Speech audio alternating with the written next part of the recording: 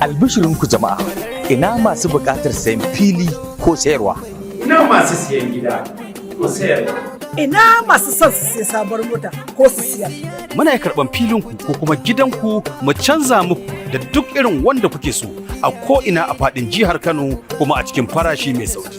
Muna gina gidaje masu inganci kuma muna tituna masu nagarta. Muna printin riguna, huluna, bana da dai sauransu. Na siyi sabon gida a lokaci guda. An kuma canja min tsoho da sabo. Muna da tsarin adashin gata wanda za ka iya mallaka gida ko kuma fuloci har lokacin da za ka mallaka. Ƙwararre Land Agent Property Investment Company. Aka ce 10 da 10 sai ɗan gata. Ku yi hulɗa da mu yau, ku ga aiki da cikawa, kuma ku ƙosa gobe ku dawo. Muna yin kwangilar gine-gine na zamani. Muna gina makarantu masu kyawu da tsari. Muna kuma gina filazozi manya-manya waɗanda suka dace da zamani. Ba nan kaɗai muka tsaya ba. Muna da injina na zamani na haƙa bohol. Muna sai da shinkafa tsaftatacciya mai kyau ga auki tamkar 'yar waje. Kuma za mu kai muku a duk inda kuke. Ina masu buƙatar sanya hannun jari a wannan kamfani? Kofa a buɗe take. Ko garzayo kamfanin ƙwararren Land Agent Property Investment Company a garin Tamburawa da ke kwanar Gujiya a Amasco Plaza da ke kan titin Zaria. Domin ƙarin bayani za ku iya tuntuɓar mu akan nambobi kamar haka: 08054888057 ko kuma 09044701322 kuma ku neme mu a adireshin mu na yanar gizo-gizo www.kwararrelandagent.com. أعوذ بالله من الشيطان الرجيم بسم الله الرحمن الرحيم وصلى الله على سيد الأولين والآخرين سيدنا محمد رسول الله صلى الله عليه وسلم. ‘Yan uwa musulmai, assalamu alaikum wa rahmatullahi ta'ala wa barakatuhu. Kamar kullum kamar yadda kuka sani, sunana Abdulsamad Dangwani mai dalilin aure. Alhamdulillah, a matsayina na CEO na gidauniyar Hada Aure Foundation Kano, da yardar Allah muna ƙara jan hankalin mutane akan wannan aiki da muke yi. Aikinmu shine hada auren sunna. Ba dare ba rana mun sadaukar da lokacinmu domin ba da gudunmawa ga al'ummarmu da kuma addininmu baki ɗaya. Akwai zawarawa da yawa masu buƙatar aure a hannu. Muna da 'yan mata da yawa masu buƙatar aure a hannunmu, kuma cikin sauƙi da yardar Allah yara ne masu tarbiyya waɗanda suka san ya kamata. Saboda haka muna kira ga al'umma, dukkan wanda yake neman aure walau mace ko namiji, ƙofar mu a buɗe take da ya zo domin mu ba da gudunmawa mu ga cewar mun raye sunnar Annabi sallallahu alaihi wa sallam. Da yardar Allah wannan shine aikin da muke yi ba dare ba rana. Saboda haka ofis ɗin yana nan a sabon titin gidan kankara Mandawar kenan, daidai dan dago primary, ko kuma goron dutse opposition masallacin Isiyaka Rabiu da yardar Allah, ko kuma a nan Dorayi da yardar Allah nan ma muna da ofis a nan yan babura. Wannan shine adireshin guda 3 da muke da shi a nan fadin jihar Kano. Sannan muna da ofis a Rigasa Kaduna. Duk mai buƙatar aure walau mace ko namiji, kofar mu a buɗe take, zai iya tuntuɓar mu ta wannan lambobin waya kamar haka: 080 30 57 31 69, ko kuma ya tuntubi manaja na wato Ummu Sadiq kenan akan nambar wayar ta kamar haka: 0807444HH0H. da yardar Allah wannan su ne lambobin da za a iya tuntubar mu kai tsaye, ko kuma a ɗaya nambar tamu 090 54 77 29 87. da yardar Allah wannan su ne lambobin da za a iya tuntubar mu kai tsaye domin a same mu. Mun gode al'ummar musulmi. Wassalamu alaikum wa rahmatullahi ta'ala barakatuhu. Naku Abdulsamad Dangwani mai dalilin aure, Chairman Dalilin Aure Foundation Kano State. Assalamu alaikum wa rahmatullahi ta'ala wa barakatuh. Ina yi kowa fatan alkhairi. Sunana Aisha Jafar Ya'u, wadda aka fi sani da Mama. Ni ce Chairman Tare of Mercy Foundation.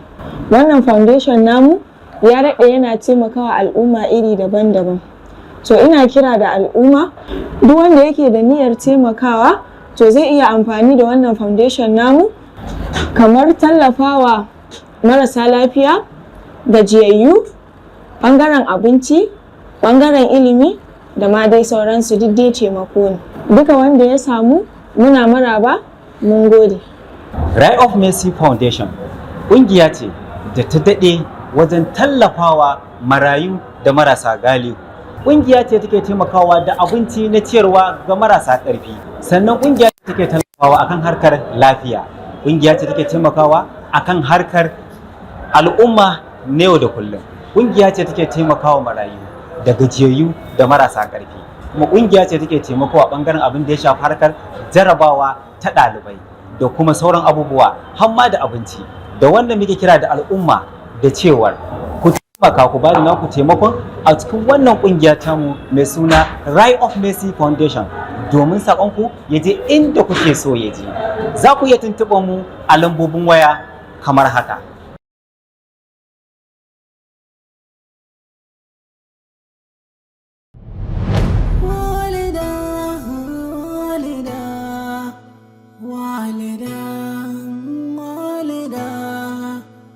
Sani komai akwai Allah, to ki haƙuri ki bar ƙwalla, ki kawai kamala haula, ki sa lura cikin rayuwa, abinda ya zo ki bar damuwa.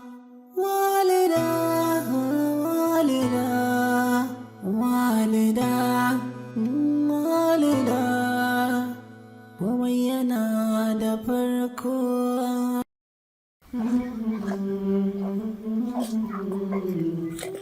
Ke,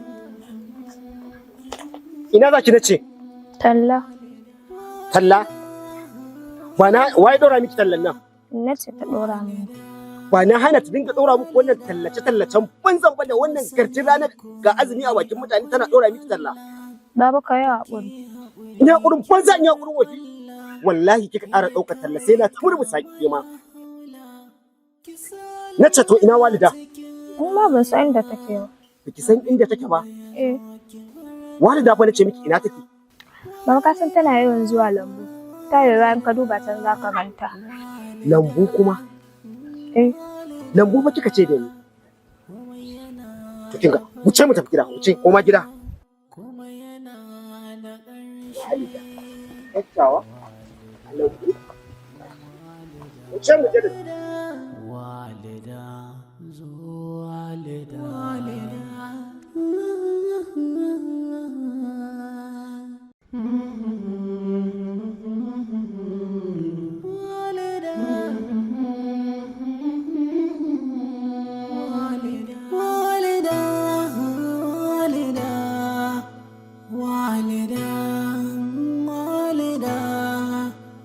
Sani komai akwai Allah, to ki haƙuri ki bar ƙwalla, ki kawai kamala haula, ki sa lura cikin rayuwa, abinda ya zo ki bar damuwa.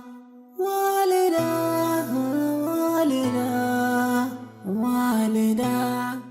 Salamu alaikum. Wallahi guri yayi kyau.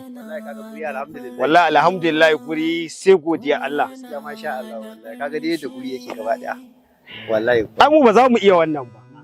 Kai dai kawai baka ga dama bane. Ma wannan abun guda nawa yake? Ina wannan ka bar aiki da me yi. Amma mu ina kuma an kuka sa kanku ai za ku iya.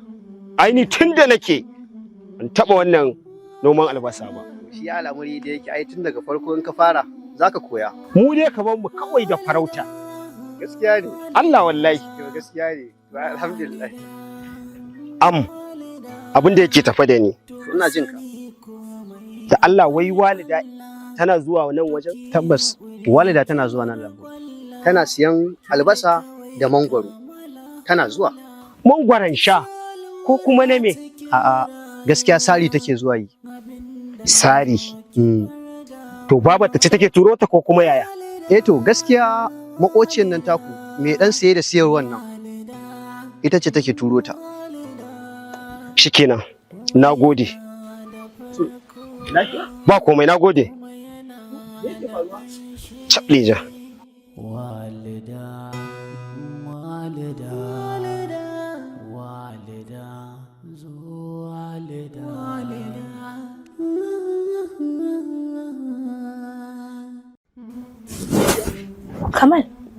Kamal, baban ya zo ne? Tabbas ya zo. Da ya zo me ya ce maka? Walida yake nema. Kai kuma ka ce mai ne? A ba ta nan ba ta zo nan ba. Oh, ƙarya kai masa? Bacin da na zo wucewa na gan ku tare a gidan bishiyar nan da wata da fanteka a hannunta. Wato ke kika je kika faɗa masa kenan. To idan na gaya masa laifi ne? Na ga Walida yar gidan mu ce. Da abin da kuke kullawa. In ta yami maji. To me muke kullawa? Inna lillahi wa inna ilaihi raji'un.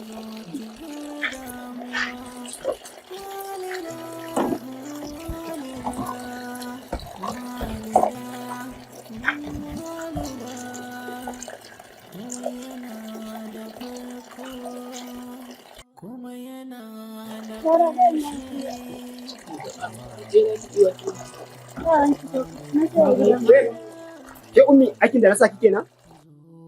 To wallahi tallahi ƙaryar ki ta sha ƙarya. Da ke da uwar taki da take ɗaure miki gindi wallahi ba ku isa ba. Kai baba.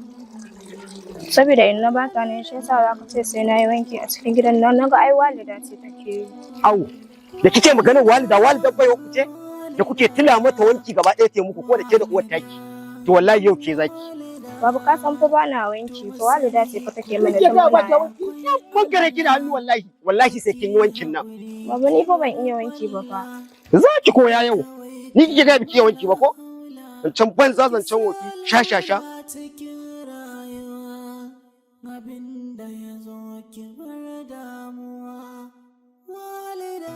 Mu ce wallahi yau ni lahira wallahi sai na kai mu taki mu aiki da sai mara mutunci aje ga kaya nan karuwa nan wallahi sai ga sabulu nan mara mutunci ya rubutu ya jin daɗi ke ko wani tafiya kike yi kina ɗebo ruwan wanka zaki wanka to wallahi da ke da uwar taki ku isa ba wallahi ni ba na barin yaro ya lalace sai kin yi wanki wallahi ba ta san abin da gaya miki ne kan ki sake wallahi in dawo biki gama ma wankin ba dan wallahi in na da biki gama ba sai na bane miki jiki wallahi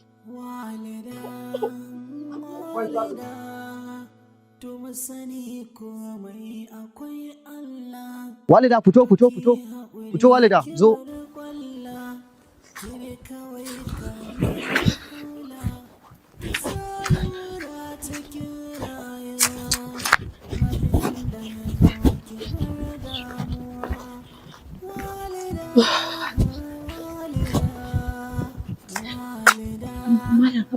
Na ga baban mu yanzu da an da ya faru. Tabbas ya zo neman ki.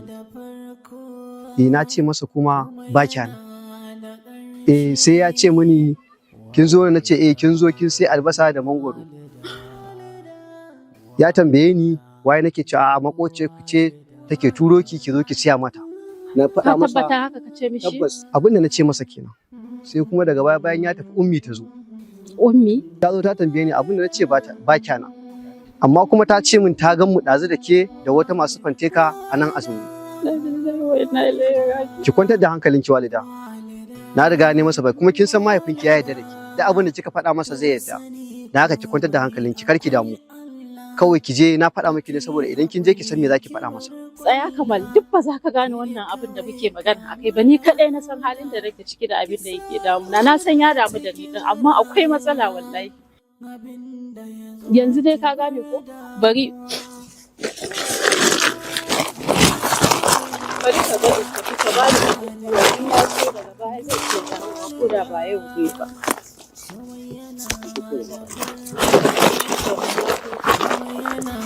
da ƙarshe walida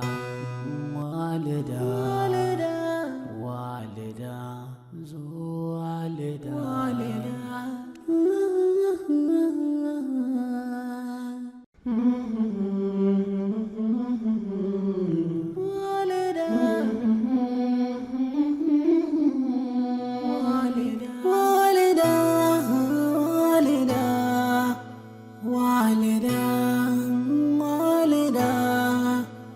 sani komai akwai Allah to ki haƙuri ki bar ƙwalla ki kawai kamala haula ki sa lura cikin rayuwa abinda ya zo ki bar damuwa.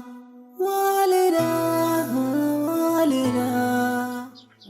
Har yanzu baki gama tukunya ce har yanzu take a haka? Har wani zaman kan kujera kika saboda tsabar jin daɗi na kan kujera kina kan kujera? Sakwala. To ki tashi ki share min tsakar gidan nan. Gaba ɗayan sa na ga miki yanzu nan.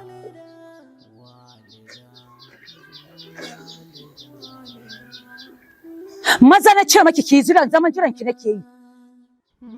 Aikin banza aikin wofi. Tantana a sa ki girki amma har yanzu ba abin da kika tukunya ko ta fasa ba ta yi ba. Kin tsaya aiki guda ɗaya aiki duk gashi nan a gidan nan ga wanki ga wanke ga shara babu abin da kika yi. Sau ki rana mutane wa yau. To wallahi yau in za mu kwana yau muna nan komai da komai ki sani sai kin gama shi a gidan nan. Na ga miki ba wanda zai taya ki. Aikin banza aikin wofi. Fifita ta da bakin maza ina jiran ki.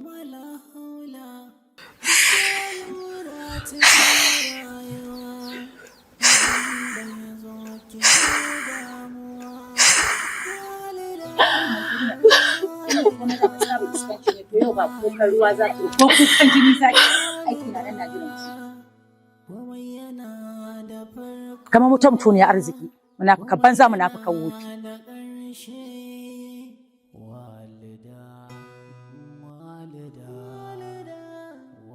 Ga wanki ga shara ga komai a gidan ne yana jiran ki. Ni zan dauko miki tsintsiya? Ni zan dauko miki tsintsiya na ce Walida?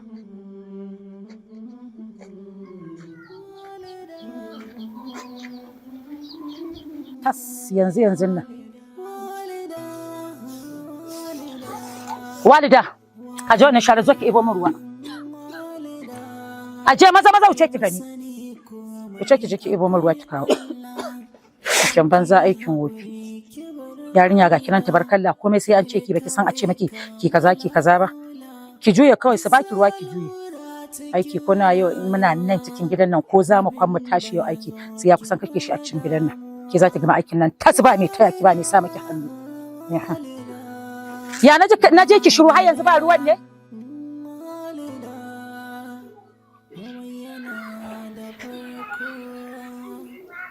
Ga egora ki je ki samu guri ki zauna. Wuce ki je ki samu guri ki dauki shinkafan nan maza ki wanke min ita.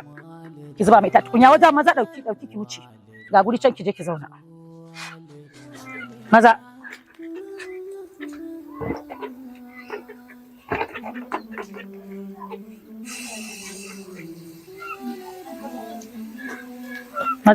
Maza.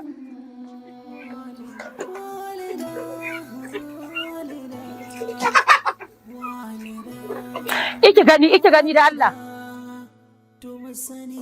Lokaci na ƙurewa.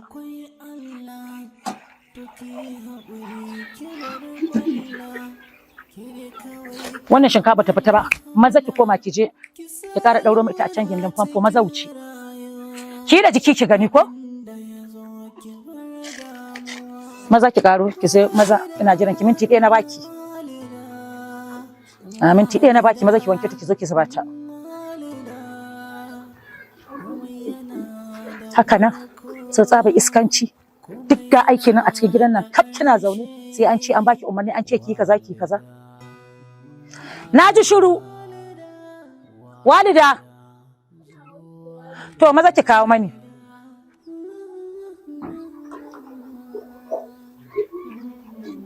haka nan mutu ba shaka nan ba taka nan ki zo ki zuba mani wuce buɗe tukunya maza ki zuba mu.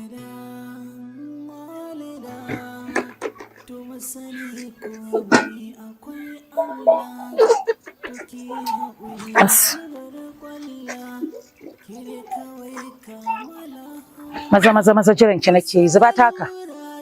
Ba wai sai ruwan hannunki ya tsane ba. Ba bolin ɗinta zaki.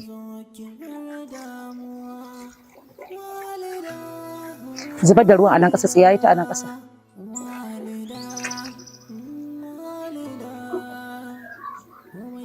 To, maza juye ta a cikin tukunya. Kar sa min ƙasa. Kar ki kakkaɓe ta. Sanin ki kwashe ta. Ba kya gani makauniya ce ake girki. Yau mugunta zaki mana kenan kasa za mu ci a ciki. Yau ku da kin ci dan mura uban duka a gidan nan. To maza iza wuta. Wannan icce ma ki saka shi a ciki. Me amfanin shi? Zo. Ka mun bokitin nan.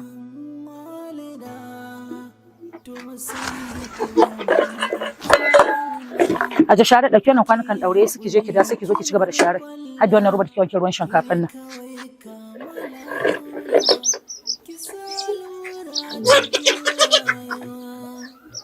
Maza ki wuce mana ki yi da jiki. Ba ni nan. Maza ci gaba. Ci gaba. To ki tsintsiya.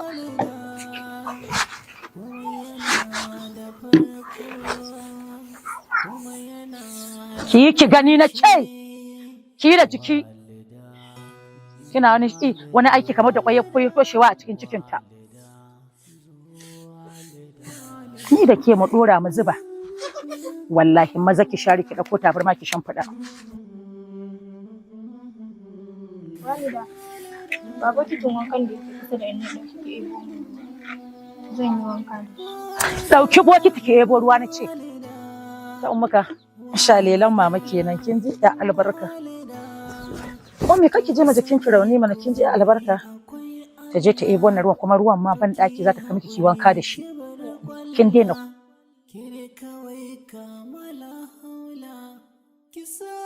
za mu gani za ta gudu da kafafuwan ta kamar gidan nan na ce ki aje ruwa to izata kawo ruwan tukuna sai nan ki zo ki je ki izauta ki ci gaba da shara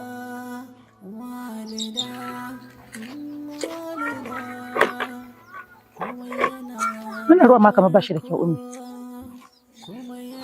ga shaka Wannan ruwan ba ta da kyau, ki koma ki ɗebo mu.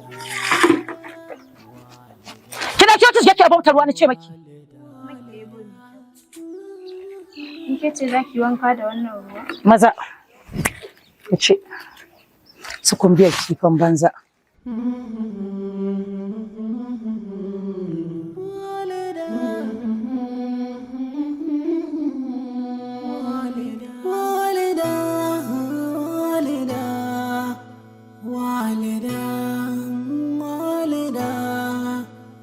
Sani komai akwai Allah to ki haƙuri ki bar ƙwalla ki kawai kamala haula ki sa lura cikin rayuwa abinda ya zo ki bar damuwa walida walida walida walida komai yana da farko kuma yana da ƙarshe.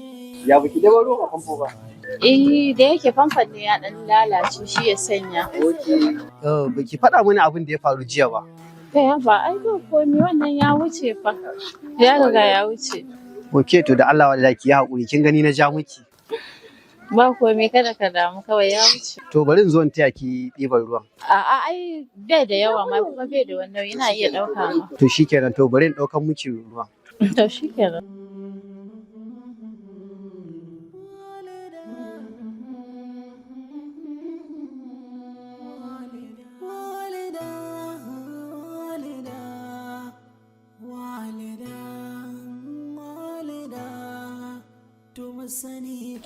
Ke na ce daga gidan uban wa kike? Ko da yau zagi ne? Daga gidan uban da ka aike ni. Baka aike ni ba? Wace mai isa baki da mutunci? Wai ga ko makaranta Allah biki bane bane. Ai ban gaje shi ba. A ina mutuncin yake aje a so min shi? In nada shi domin in ji daɗin yin shi. Ni yanzu ka kalle ni har sai ka tambayan daga inda nake? Sha azzalima. Ana cikin watan Ramadana kowa yana neman abin da zai yi wa mijinsa na abin alheri ko na abin da zai samu gafara amma keban da ke. Kai me amfanin ka babban jakili ai sai ka daina halbin tsuntsayen ka da cikin gida ka dora. Tunda ni na ce ba zan yi ba. Kuma shi watan Ramadan ba sai a wannan hanya ake samun lada ba. Ba abin da kika iya sai takura wa 'yan mutane kuma wallahi na kusa ka karshen ki a gidan nan na rantsi da Allah. Ni karshe billahi la ilaha illa ko saki na kai ba inda za ni zama daram. In ana saki uku to kai man 100 billahi la ba inda za ni zama daram. A irin ku bari in gaya miki ba a sakin ku kuma ni biki isa sake ki ba saboda ina so in nuna miki cewa ke karaman mara kunya ce wallahi. Kura uba dole a zauna da ni kujera ce ta zama ba yanda za kai da ni wallahi na zame maka bala'i na zame ka karfan kafa. Wace anya ma ko kin yi makaranta Allah ko islamiya ba ki fa karshe ma ina ji irin ku ne kuke zama human lidodin kauye wallahi. Ai ni da man ba ma yi makaranta bai jahilan gaske ce kai ma kuma jahili kuma lida haka nake so malida ta cikin gari haka nake so. Kuma yana da ƙarshe Walida. Assalamu alaikum. Wa alaikum salam. Sannu da zuwa. Ina yini? Alhamdulillah. Sannu. Dama Adamu ne nan ya kira wayata wani tsohon kwafa nan wanda ya iso nan garin namu bautar ƙasa. To shine ya ce zan je can tasha zan karɓo miki saƙon kawo miki. To sai na ga kafin in tafi bara in zo in sanar miki zan je karɓo miki saƙo a tasha. Okay, to shikenan ba damuwa insha Allah duk sanda ka an so ko me kenan dai ko yaro ne sai ka sake aikawa sai in zo in Allah ya yarda. To shikenan ba mu da gode wa Allah bara in je ina ka dusan. To na gode a sauka lafiya. Allah ya kiyaye. Na gode. Albishirinku jama'a, ina masu buƙatar sayan fili ko sayarwa? Ina masu siyan gida ko sayarwa? Ina masu son su siya sabuwar mota ko su siyar? Muna karɓan filinku ko kuma gidanku mu canza muku da duk irin wanda kuke so a ko'ina a faɗin jihar Kano kuma a cikin farashi mai sauki. Muna gina gidaje masu inganci kuma muna tituna masu nagarta. Muna printing riguna, huluna, bana da dai sauransu. Na siyi sabon gida a lokaci guda. An kuma canja min tsoho da sabo. Muna da tsarin adashin gata wanda za ka iya mallaka gida ko kuma fuloci har lokacin da za ka mallaka. Ƙwararre Land Agent Property Investment Company aka ce 10 sai ɗan gata. Ku yi hulɗa da mu yau, ku ga aiki da cikawa kuma ku ƙosa gobe ku dawo. Muna yin kwangilar gine-gine na zamani, muna gina makarantu masu kyawu da tsari, muna kuma gina filazozi manya-manya waɗanda suka dace da zamani. Ba nan kaɗai muka tsaya ba. Muna da injina na zamani na haƙa bohol. Muna sai da shinkafa tsaftatacciya mai kyau ga auki tamkar 'yar waje. Kuma za mu kai muku a duk inda kuke. Ina masu buƙatar sanya hannun jari a wannan kamfani? Kofa a buɗe take. To garzayo kamfanin ƙwararren Land Agent Property Investment Company a garin Tamburawa da ke kwanar Gujiya a Amasco Plaza da ke kan titin Zaria. Domin ƙarin bayani za ku iya tuntuɓar mu akan nambobi kamar haka: 08054588057 ko kuma 09044701322 kuma ku neme mu a adireshinmu na yanar gizo-gizo www.kwararrelandagent.com. Tafiya kake ta yi? A shekarar 2025 da muke kokarin ban kwana da ita, a nan ne suka ce tabbas tare za a yi tafiya da su domin sauke muku kabakin arziki na kawataccen shiri mai ilmantarwa, faɗakarwa, wani lokacin ma har da ban al'ajabi.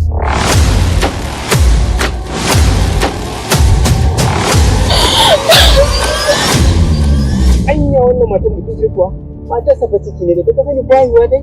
Ni ko uban maza ne. Insha Allah burin ka zai cika kaka da. Kamfanin Gadon Kaya Films Corporation suka shirya tsaf domin kawo muku wannan ƙata shirin mai suna Walida. Wata ba mutuwa ta yi ba, ba kuma sako ta sakin ta aka yi ba. A can wajen yawon dadiransa da mai gidana da uwarta can aka je aka samu mota. Shiri ne da ya zo da wani irin rikici, rikitarwa, tashin hankali da kuma ban al'ajabi da tausayi. Ta shirya tsaf domin ko kaddarta ita take jallin zamunta.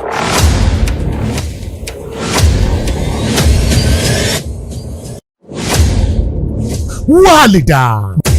Ke ma dan uwarki mara mutunci mara hankali. Har kai kana da wani bayani zaka mu yanzu in fahimta, amma ko ban zaci haka daga gare ki. Ni ban isa in zage inna ba. Mashiryin shirin Ibrahim C. Boy, daukar nauyin shirin Abba Hassan Babura, ba da umarnin shirin Shamsu Finisha. Walida. sai ku subscribe ku danna mana kararrawa a YouTube channel mai suna Gadama TV. A nan ne kadai wannan shirin zai fara zo muku. Salawa ne akan layi. Na je gidanka ina yata. Tunda ne auren nan gaba ɗaya baba ba kwanciyar hankali. Har duka take mu. To, yanzu abin da za a yi bari in ɗauko zani sai maka gamo in ɗora maka ita ka je ka kai masa gidansa tunda kana goyon bayansa. yawwa barisa. Gashi nan ya je sai a yi haƙuri ko? Ok, na gani, na gode. Amma ni da ka ɗauko min wannan ɗin cakuɗin yaron ka kamu. Kada fa ku manta, gaskiya za mu tashi. To kai ba rasta mun san me take gaskiya ne, shi yasa muka zo wurin ka. Na ji angon naki ya ce ki abinci ba. Ke kuma ce mu kuma ke din muguwa ce. Ka kwantar da hankalinka. Zan je in samu barista Lawa. Na san dalilin da yasa ka kira ni. Ina so ka kira ni da Khadija daga hannun wannan azarin mijin. Tabbas na san yana harkar kokin din shi, amma ban san inda yake aiki ba. Ai dan kin san cewar mutum a layin da yake layi ne na shiga wuta, bai kamata ki dinga fitowa kina nuna mutum ɓaro-ɓaro wutar nan zai shiga ba. Ai aikin lauyan da ya shiga dama da ni wani kabarin uwar kishiya da mujiya. To kaji, yarinyar ma ta kan dai kaji take fita. Ka ɗauka barista ingantaccen kes ne mai ƙarfin tsiya. Kuma na tsaya a shirye nake daga kan miliyan 1 abin da ya kai naira miliyan 100 zan iya kashewa akan wannan kes ne. To ni ma daga kan naira biliyan 1 zuwa biliyan 10 za mu yi shari'a da ni da kai. Kusan ni ɗan kasuwa ne. Duk wanda ya fi karfin kuɗi to da shi za a yi. Ba na son yin komai da duniya. A ina zan nemo shi Safina. Wannan yana ɗaya daga cikin hukumar da ka ja mun. Amma ka sani Khadija tana buƙatar ka, tana cikin mawuyacin hali.